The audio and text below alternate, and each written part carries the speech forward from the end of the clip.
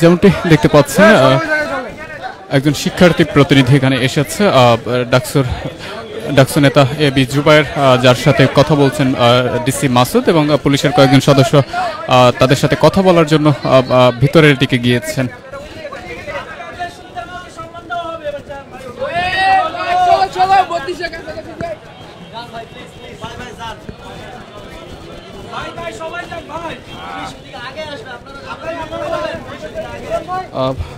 একজন শিক্ষার্থী প্রতিনিধিকে সাথে নিয়ে পুলিশের পক্ষ থেকে কথা বলার জন্য মূলত একটি ফার্মেসির ভেতরে তাদেরকে নিয়ে যাওয়া হয়েছে এবং সেখানে গিয়ে তারা বৈঠক করছেন, কথা বলছেন।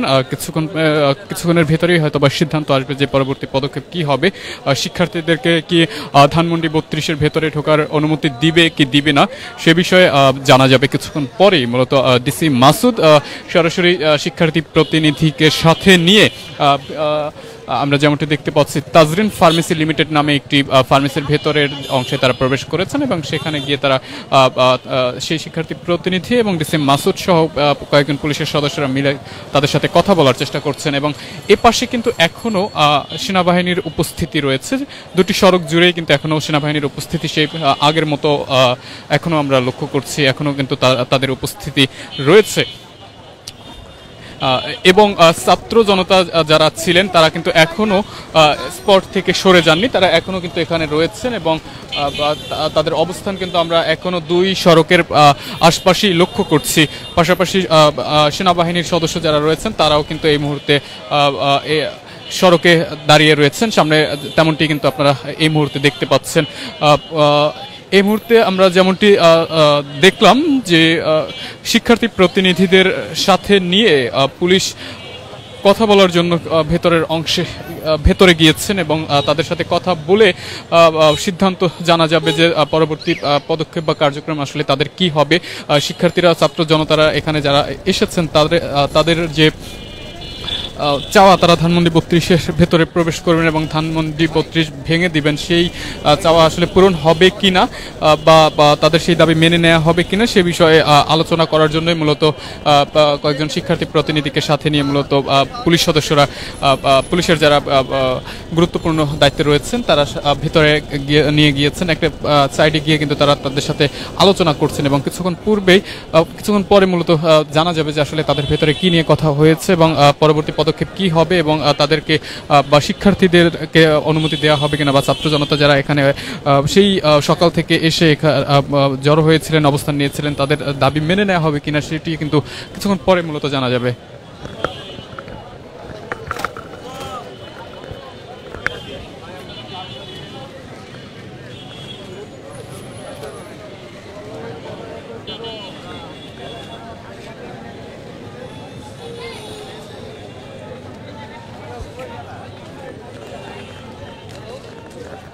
দর্শক, যেমনটি দেখছিলেন সামনের অংশে এখনো কিন্তু সেনাবাহিনীর সদস্যরা রয়েছেন এবং সম্মুখে কিন্তু এখনো সামনাসামনি অবস্থান নিয়ে কিন্তু সাধারণ ছাত্র জনতা যারা রয়েছে তাদের অবস্থান কিন্তু আমরা লক্ষ্য করছি।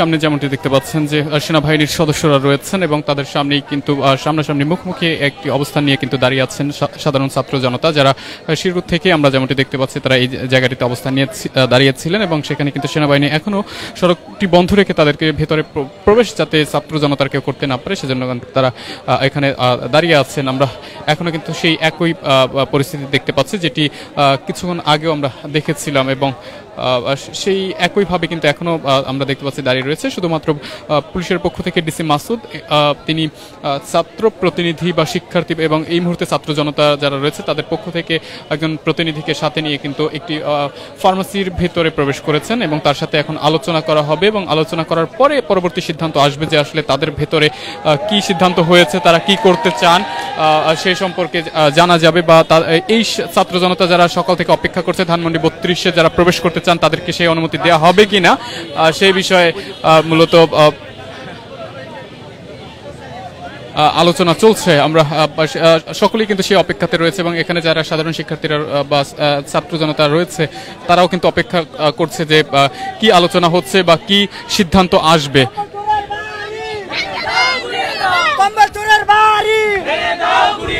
থাকবে না রে, থাকবে না, কম্বল চোরের বাড়ি থাকবে না রে, থাকবে না, কম্বল চোরের বাড়ি থাকবে না রে, থাকবে না, কম্বল চোরের বাড়ি, কম্বল চোরের বাড়ি থাকবে না রে, থাকবে না, কম্বল চোরের বাড়ি থাকবে না রে, থাকবে না, কম্বল চোরের বাড়ি থাকবে না রে, থাকবে না।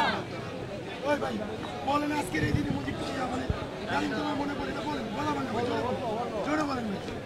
আরে ডালিমের কথা বলেন, আরে ডালিমের কথা বলেন, আজকের এই দিনে তোমায় মনে পড়ে, আজকের এই দিনে তোমায় মনে পড়ে, আজকের এই দিনে তোমায় মনে পড়ে, থাকবে না রে, থাকবে না, 32 থাকবে না, কম্বল চোরের বাড়ি থাকবে না রে, থাকবে না, কম্বল চোরের বাড়ি থাকবে না রে, থাকবে না, আজকের এই দিনে তোমায় মনে পড়ে। যেমনটি দেখতে পাচ্ছেন এই মুহূর্তে সাধারণ শিক্ষার্থী যারা রয়েছে তারা ছাত্র জনতার পক্ষ থেকে কিন্তু স্লোগান দিচ্ছিলেন।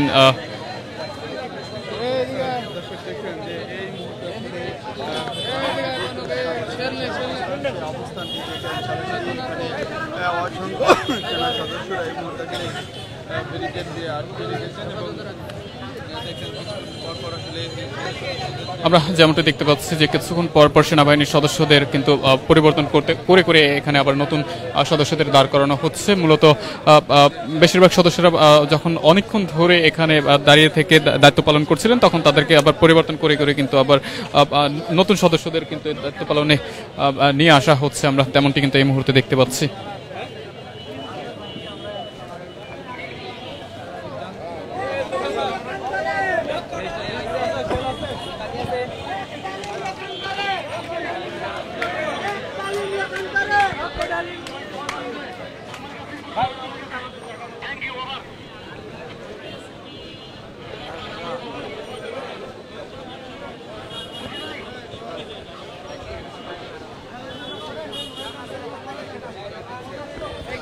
দর্শক দেখছেন যুগান্তর লাইভ, যুক্ত আছি ধানমন্ডি 32 থেকে দেখানোর চেষ্টা করছি এখানকার সবশেষ পরিস্থিতি সম্পর্কে। সাথে যুক্ত রয়েছে আমি আবু সালেহ মুসা। যেমনটি এই মুহূর্তে দেখতে পাচ্ছেন সাধারণ ছাত্র জনতা যারা শুরু থেকেই এখানে ছিলেন তারা মূলত এখন সামনাসামনি অবস্থান নিয়ে দাঁড়িয়ে আছে। মূলত সেনাবাহিনীর সদস্যদের সামনাসামনি মুখোমুখি অবস্থান নিয়ে কিন্তু তারা দাঁড়িয়ে রয়েছেন এবং কিছুক্ষণ পরপরই আমরা দেখছিলাম যে তারা স্লোগান দিচ্ছিলেন। এখনো কিন্তু তারা সেখানে একইভাবে অবস্থান নিয়ে দাঁড়িয়ে রয়েছেন। যদিও পুলিশের পক্ষ থেকে একটি বৈঠক হচ্ছে সাধারণ ছাত্র জনতার যারা রয়েছেন তাদের প্রতিনিধিদের সাথে রাস্তার অপর পাশে একটি ফার্মেসির ভেতরে গিয়ে মূলত তারা এই মুহূর্তে বৈঠক করছেন। কিছুক্ষণ পরে মূলত বৈঠক শেষ হলে তাদের সিদ্ধান্ত আসবে যে আসলে এই ছাত্র জনতা যারা সেই সকাল থেকে অপেক্ষা করছে তারা চাচ্ছে ধানমন্ডি 32-এর ভেতরে প্রবেশ করতে, সেই অনুমতি তারা পাবে কিনা বা সেই অনুমতি আসলে দেয়া হবে কিনা, আলোচনার ভিতরে সেই বৈঠকে সেই আলোচনা হচ্ছে কিনা বা কি সিদ্ধান্ত আসবে সেটির জন্য কিন্তু এখন সকলেই অপেক্ষমান অবস্থায় রয়েছে। সিদ্ধান্ত আসার পরে আসলে বলা যাবে যে আসলে তারা ধানমন্ডি 32-এর ভেতরে প্রবেশ করার অনুমতি পাবে কিনা অথবা নাকি এখানেই তাদেরকে আন্দোলন স্থগিত করে আজকের মতো চলে যেতে হবে বা একেবারের মতো আন্দোলন বন্ধ করে দিয়ে চলে যেতে হবে। অর্থাৎ তাদের যে দাবি সেটি মানা হবে কি হবে না সেটি নির্ভর করছে এখন যে আলোচনা হচ্ছে পুলিশ এবং ছাত্র প্রতিনিধিদের সাথে, সেটির পরে মূলত এটি বোঝা যাবে যে পরবর্তী পদক্ষেপ আসলে কি হবে। সকলে কিন্তু অপেক্ষমান অবস্থায় এই মুহূর্তে সড়কে দাঁড়িয়ে আছে এবং সাধারণ ছাত্র জনতার সামনেই কিন্তু সেনাবাহিনীর সদস্যরা রয়েছে, তারা কিন্তু মুখোমুখি অবস্থানে আমরা দেখতে পাচ্ছি দাঁড়িয়ে রয়েছেন।